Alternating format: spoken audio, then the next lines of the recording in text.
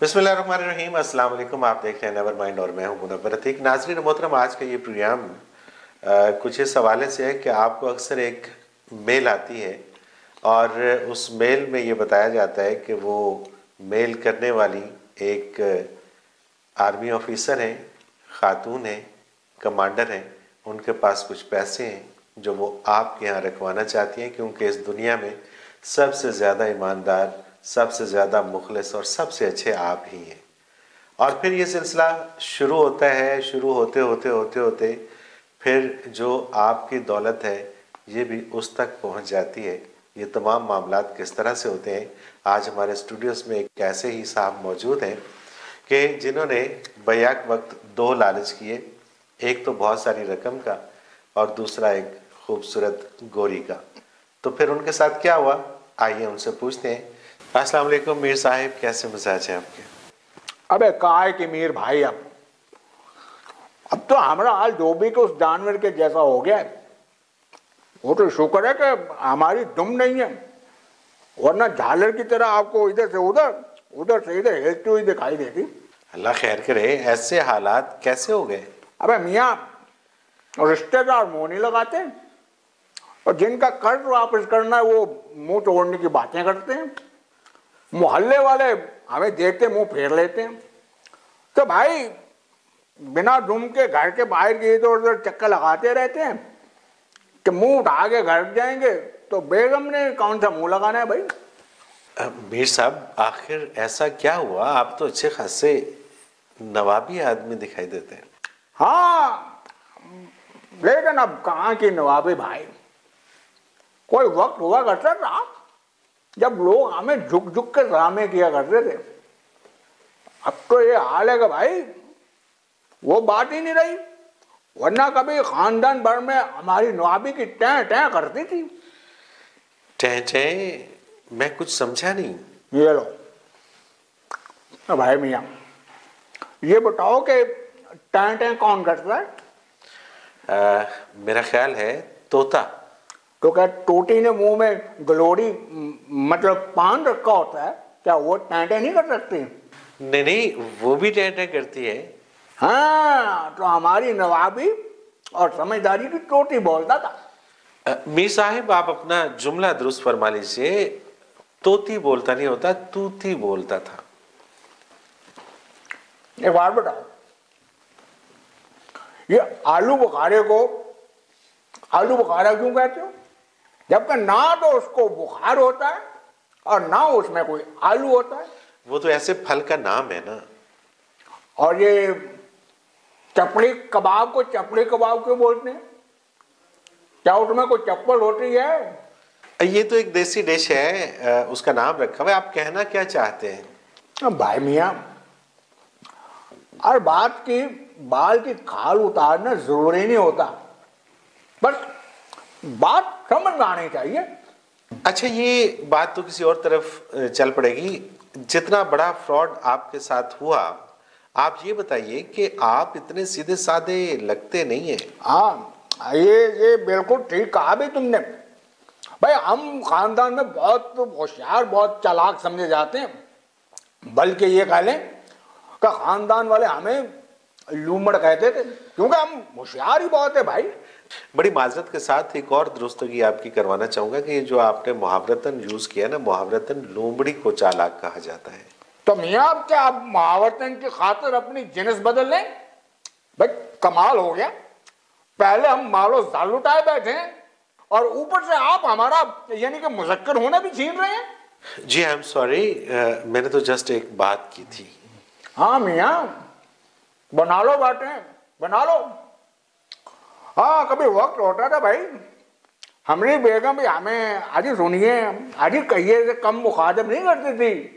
अब मियाँ, जब से ये बंगले में कंगले हुए हैं ना, हर बंदा मुतवक्का का तौर पे हमें ही मोर्दे इल्जाम ठहरा रहा है।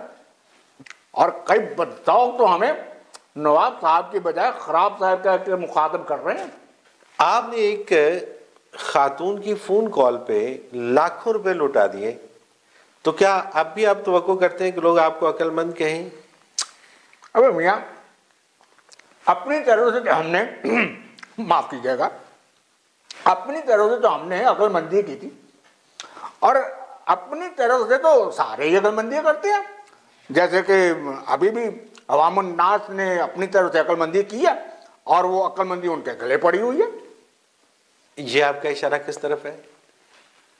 भाई मियाँ, अपनी तरफ से तो अक्लमंदी करके लाए थे ना भाई। उनको आवाम बेचारी को क्या पता था कि उनके पल्ले बस मंदी मंदी रह जानी है। प्लीज इस सियासत को एक तरफ रखिए, हम मौजू से हट जाएंगे। आप अपने लुटने की कोई दास्तान हमसे शेयर कर रहे थे, वो प्लीज बताइए।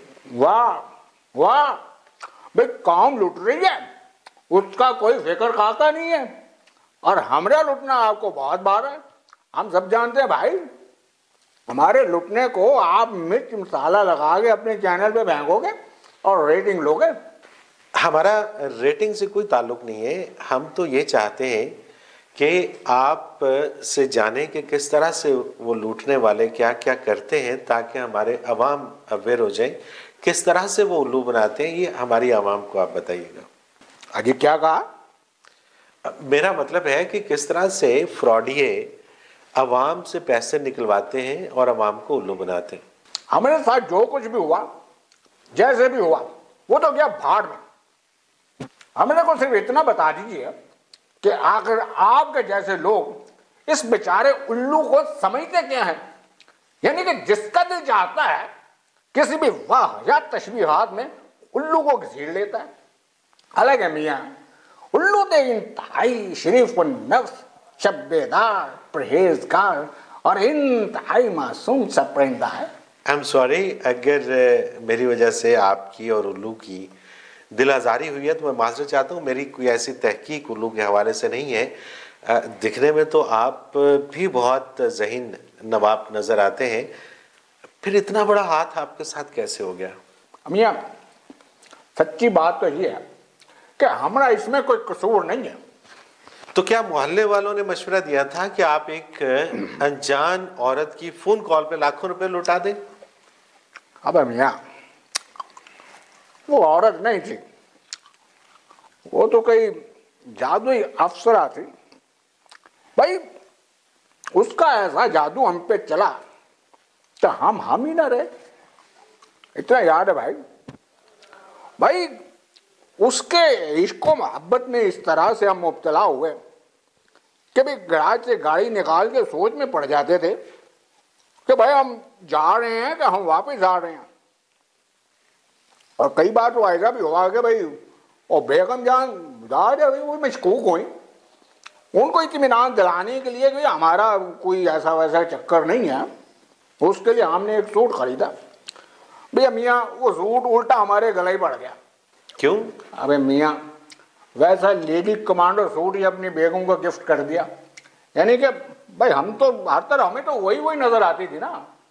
मतलब आपका उस सोशल मीडिया वाली पे दिल आ गया था?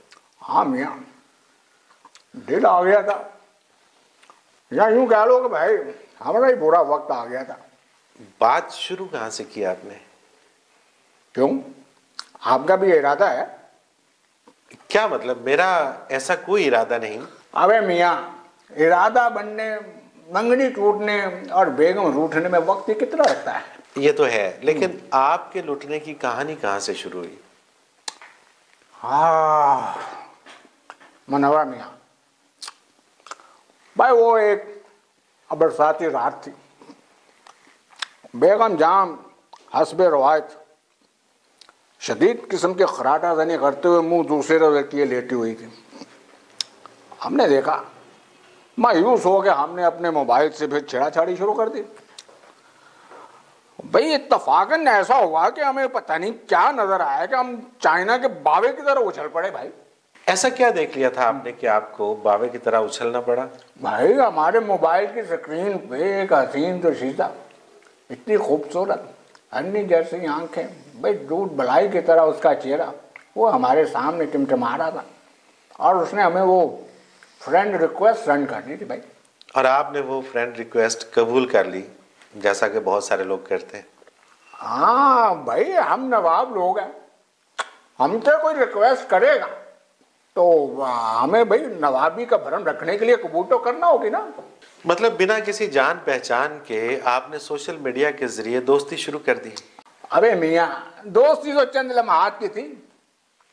हमारी दोस्ती मोहब्बत में इस तेजी के साथ बदली कि जिस तरह से ये सियासतदान अपने बयान बदलते हैं ना, या फिर अशिया खरदोनोश के रेट बदलते हैं, पता नहीं चलता।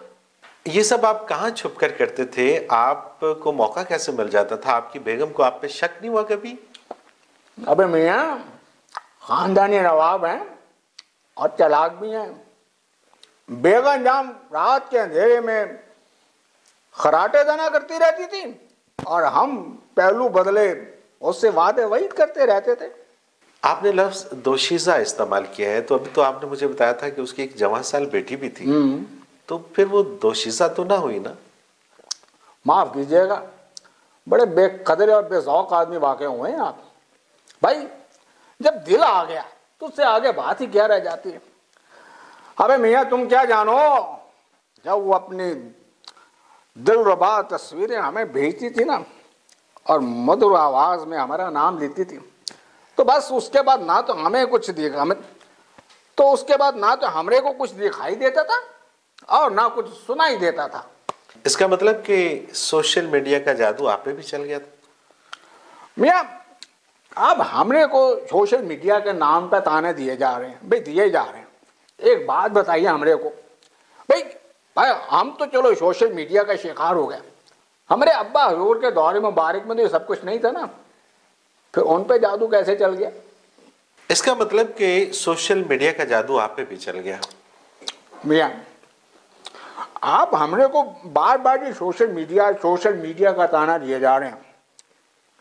हमरे को एक बात बताओ, चल हम तो इस सोशल मीडिया का शिकार हो गए, हमारे अब्बा के दौरे मुबारक में तो सब कुछ होता ही नहीं था, तो वो फिर कैसे दिल हार बैठे भाई? वो कहाँ दिल हार बैठे?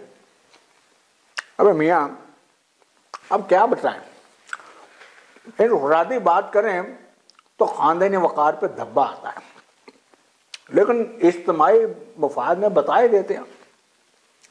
हमारी हवेली के पिछवाड़े में एक पिंटर रहता था, वो रंगों से खेलता था भाई, रंगीला नाम था उसका। तो हुआ ये कि एक दिन उसने दीवार पे एक ऐसी हवाई जल परी की ऐसी तस्वीर कशी की कि अब्बा ने देखा तो बस दिल हार बैठे।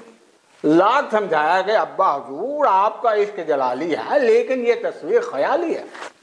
देखा नहीं जी, अब्बा हुजूर ने फार नकाह खां को तलब फरमाया और एक तरफा नकाह करवा लिया और हुक्म सादर फरमा दिया कि जल परी के रुख अनवर समेत पूरी दीवार पे चादर उड़ा दी जाए।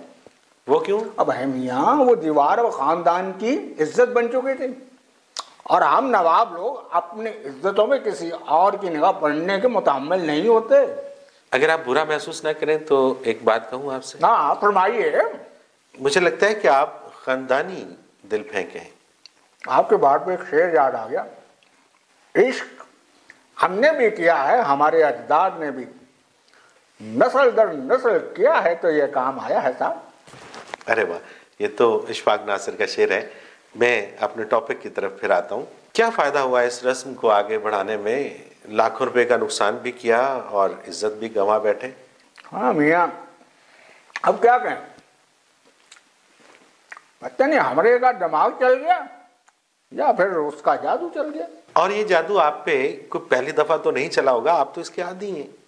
हम सब समझ रहे हैं, ये आप बिला वास्ता हमें रंगीन मिजाज साबित करने की कामयाब कोशिश कर रहे हैं। मैं सिर्फ अपने नाजरीन के लिए जानना चाह रहा हूँ कि ऐसी वारदातें करने वाले गैंग किस तरह से वारदात करते हैं, उसमें उनकी कोशिश कितने % होती है और इंसान कितने % खुद ब खुद उनके जाल में फंसता चला जाता है। मैं पहले तो वो दोस्ती करते हैं भाई, ऐसी ऐसी दिलावेज तस्वीरें भेजते हैं कि अल्लाह माफी, इंसान तो इंसान, हम तो करेगा फरिश्ता भी देखे तो शायद बहक जाए भाई। ऐसी तस्वीरें और फिर ऐसी शहद भरी बातें कि बस कानों में जैसे रस घोल रही हैं। वाह, क्या बातें करती हैं। मुनव्वर मियाँ, इंटरव्यू ले रहे हो कि चस्के ले रहे हो? नहीं नहीं, ऐसी कोई बात नहीं है। अच्छा ये बताइएगा कि ये पैसे देने का सिलसिला कब और कैसे शुरू हुआ? हाँ भैया, ये लोग बड़े चालाक होते हैं, बड़े तरीके सलीके से आपको जाल में फंसाते हैं। जब हमारी गुफ्तो शनीद का वाक़या ज़रा थोड़ा सा तूल पकड़ गया, एक रात वो हसीना बोली कि भाई वो किसी कमांडो एक्शन के सिलसिले में जा रही है, तो पीछे से वो जो उनकी बिटिया रानी है उसका ज़रा ख्याल रखना है। भाई सच्ची बात तो ये है कि जिस किस्म के वादे वहीद हुए थे, उसकी बिटिया हमारी भी बिटिया थी ना, हमने ख्याल रखा। एक दिन उसकी बिटिया बोली कि भाई अम्मा जान जो खर्चा मर्चा देगी कि वो तो ख़त्म हो गया। हमने कहा भाई ठीक है भाई, हमारी भी बिटिया ही है। हमने 5 लाख रुपए भेज दिया। वाह, उसके बाद भाई वो कातिल हसीना जैसे वापस आई, उस बिटिया रानी ने पता नहीं अम्मा हजूर के क्या क्या हमारी तारीफों के पुल बांधे।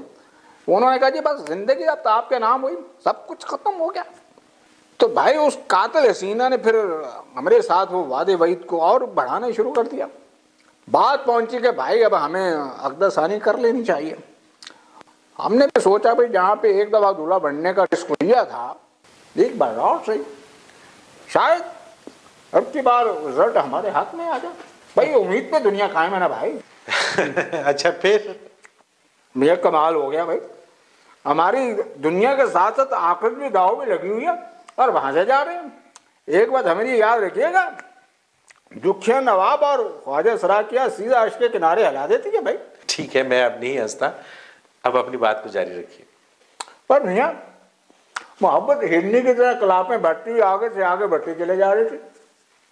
हमने भी ज़हनी तौर पे, दिमागी तौर पे, अकली तौर पे, यानी कुल्ली इंसानी जो भी खसूसियात होती हैं ना, उनके बलबूते पर अंजलिना जोशीदा को अपनी ख्याली ज़ौजा मान लिया था।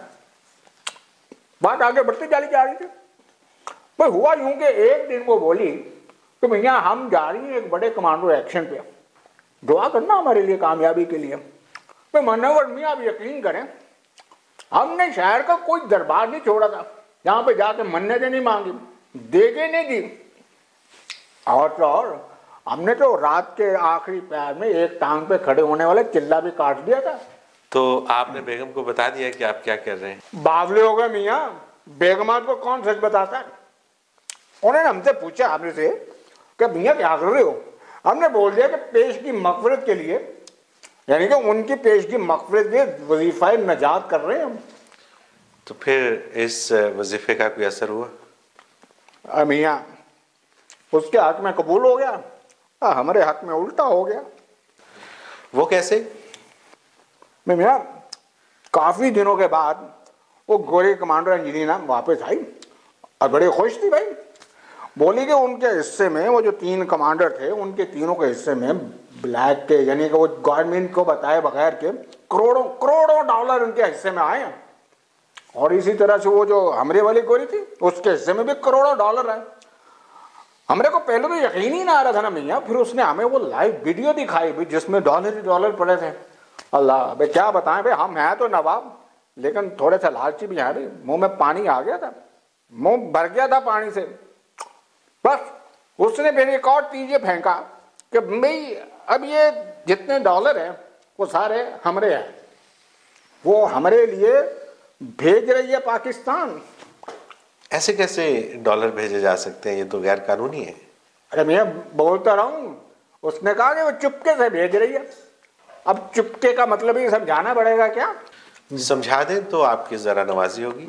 अबे भैया वो है ना, वो क्या शरीफ आदमी जो कहता है चुपके चुपके रात दिन आंसू बहाना याद है।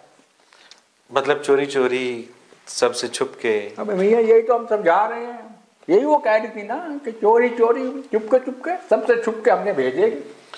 ओके मैं समझ गया। अब ये बताइए कि इस दौरान आप उसको कितनी रकम दे चुके थे? भैया अल्लाह झूठ ना बुलवाए, इस अरसे में हम उसको तकरीबन कोई तोहफे का हाइफ और दीगर तकरीबात के बहाने आने बहाने को 25-30 लाख की रकम तो दे चुके थे। 25-30 लाख? अबे मियाँ ये तो शुरुआत थी, असल बर्बादी तो इसके बाद शुरू हुई जब वो कमबख्त हसीना बोली कि वो करोड़ों डॉलर का बक्सा जो है उसने हमारे लिए पाकिस्तान रवाना कर दिया है। और वो बक्सा पहुंचा अब तक? अबे कहाँ मियाँ, उस बक्से ने कहाँ पहुंचना था हमारे तक? वो बक्सा तो ऐसे हर जगह पे स्टॉप कर रहा था, रुक रहा था कि जैसे वो बक्साओं को, जैसे वो गधा गाड़ी होती है भाई, जहाँ दिल के रुक ली, जहाँ दिल के रुक ली।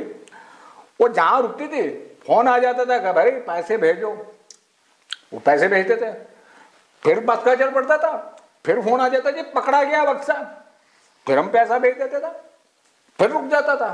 पैसे दे के भाई हमारा तो हाल बुरा हो गया, हम कंगाल हो गए। बक्सा अभी भी रस्ते में है कहीं।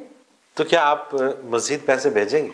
मियाँ ये बात करके तो दिल छलनी कर दिया। करोड़ों रुपया दे चुके हैं मियाँ, करोड़ों रुपया। अब तो हमारे पास इतना पैसा ही कहाँ के भाई कुछ भेज सकें। सच्ची बात तो ये है कि अब हालात ये हो गए हैं, दुकानदार हमें देखते नजर चुरा लेते हैं। नवाब सनी पत्ती का डब्बा भी मुफ्त में लेके जाने। अच्छा, एक बात मुझे सच सच बताइएगा कि आप ये जो पैसे भेज रहे थे, ये उस खातून की मोहब्बत में उस गिरोह को भेज रहे थे या डॉलर्स की लालच में उसको भेज रहे थे? मैं मुश्किल सवाल कर दिया। असल बात यह है कि भाई हम दो जाम का एक ना दो आदशाह मोहब्बत होती है जिसको, वो इंजॉय कर रहे थे। या ख्याल आता था कि भाई करोड़ों डॉलर आ रहे हैं। वो गोरी तो शीजा वो भी हमारे उक्दे में आ रही थी, तो हम तो बस रात दिन यही एक फीलिंग लेके बैठे हुए थे। वो क्या उसको बोलते हैं, शाम सवेरे होने मौजा ही मौजा, शाम सवेरे होने मौजा ही मौजा, मौजा ही मौजा। भाई हमारे नवाबी दाव पे लगे थे भाई।